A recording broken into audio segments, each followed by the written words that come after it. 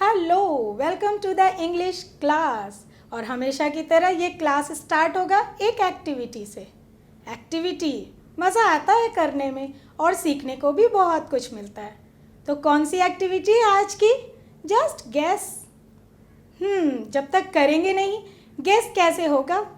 तो स्टार्ट करें। What you are going to do? You have to repeat after me. So let's start. I. Say after me, just after me. I have. I have been. I have been reading. I have been reading for. I have been reading for an. I have been reading for an hour. कुछ समझ आया? कुछ भी नहीं। Of course ऐसे थोड़ी समझ में आएगा जब तक हम इस एक्टिविटी को थोड़ी और डिटेल से करते हैं। तो शुरू करते हैं ये activity with a different style. This activity is called pyramid activity. Pyramid ये तो सबको पता है कि ये कैसे शेप में होता है। I hope you like this activity and you have much better concept of tense. Let's start this activity.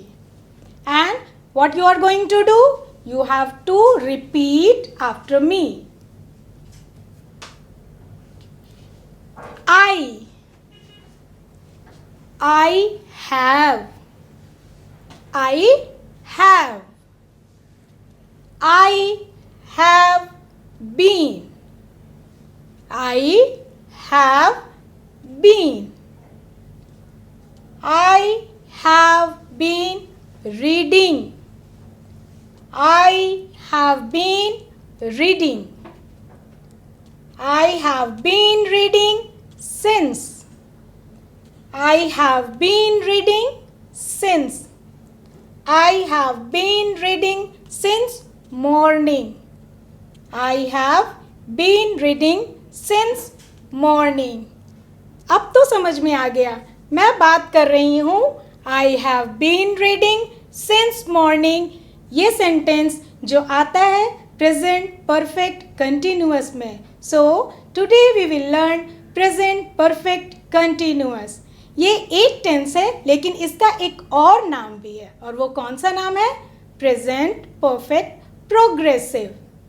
In today's session, we will see how to form and when to use present perfect continuous. और इसकी पहचान हम कैसे करेंगे? जब sentence में होगा ता रहा है, ते रहे हैं, ती रही है और फिर रहा है, रहे हैं, रही है भी, लेकिन प्रोवाइडेड टाइम के साथ। और इसका कीवर्ड्स हम देखेंगे जिसमें ऐड होगा सिंस और फॉर। सिंस और फॉर पहले भी आप पढ़ चुके हैं, हम इसे फिर से आज देखेंगे। सो याद कीजिए वो एक्टिविटी जस्ट अभी हमने की है और उसका last sentence I have been reading for an hour.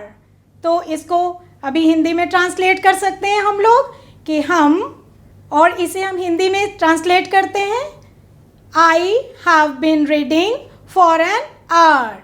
1 घंटे से, यानी मैं 1 घंटे से पढ़ रही हूँ। हमने नोट किया ये सेंटेंस रहा है, रही हूँ।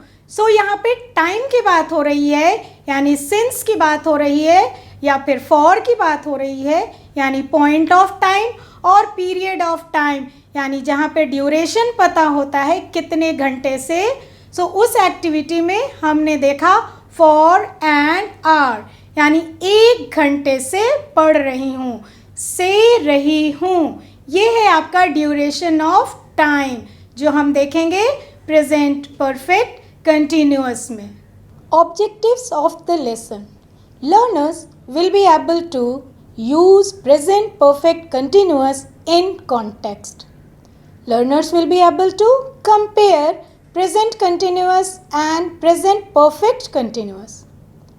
Learners will be able to compare present perfect and present perfect continuous.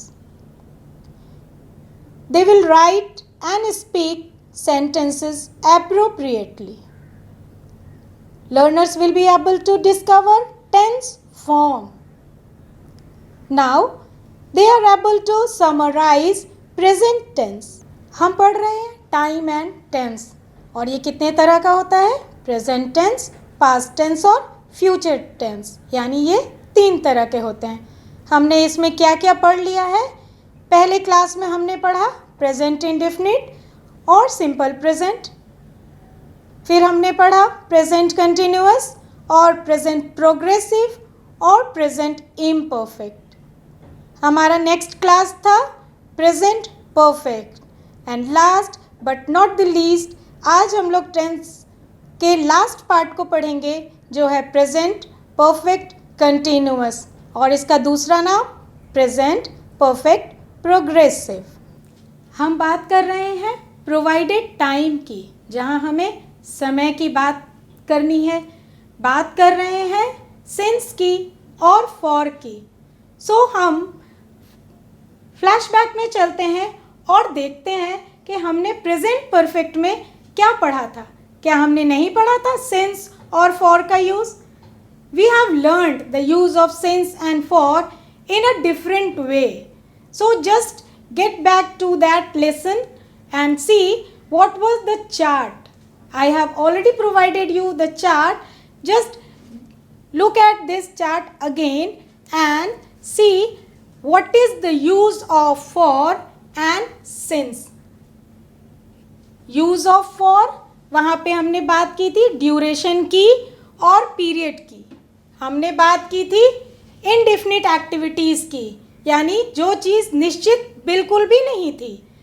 Definite, period, indefinite चीज़ों की बात हो रही थी। यहाँ पे सिंस में बात हो रही थी पॉइंट की, और डेफिनिट यानी निश्चित चीज़ों की बात हो रही थी। हमने देखा था ये सारा चार्ट जो फॉर से था, for 2 hours, for 6 months, for a long period. और सिंस का चार्ट हमने देखा था since Monday, since 1980, since last year. और इस चार्ट को हमने एक एक्टिविटी के थ्रू भी देखा था, my family has lived here since 90। One thing you have to see in these 2 sentences, my family has lived here since 90। हम तो बात कर रहे हैं प्रेजेंट परफेक्ट कंटिन्यूअस की, और ये चार्ट है प्रेजेंट परफेक्ट का। चेंजेस है हैज़ लिव्ड। सो आपको क्या करना है? यहाँ पे चेंज करना है सेंटेंस को। कैसे करेंगे हम लोग? Has lived will be has been living. इसको और अच्छे से हम जानेंगे, लेकिन अभी हम लोग चूँकि फ्लैशबैक में हैं, सो हम लोग उस एक्टिविटी को याद करते हैं जो हमने ऑलरेडी करी हुई हैं। I have known him for 3 years। आपको याद होगा मैंने आपको स्टेटिव वर्ब भी पढ़ाया था। वहाँ पे क्या थी बात?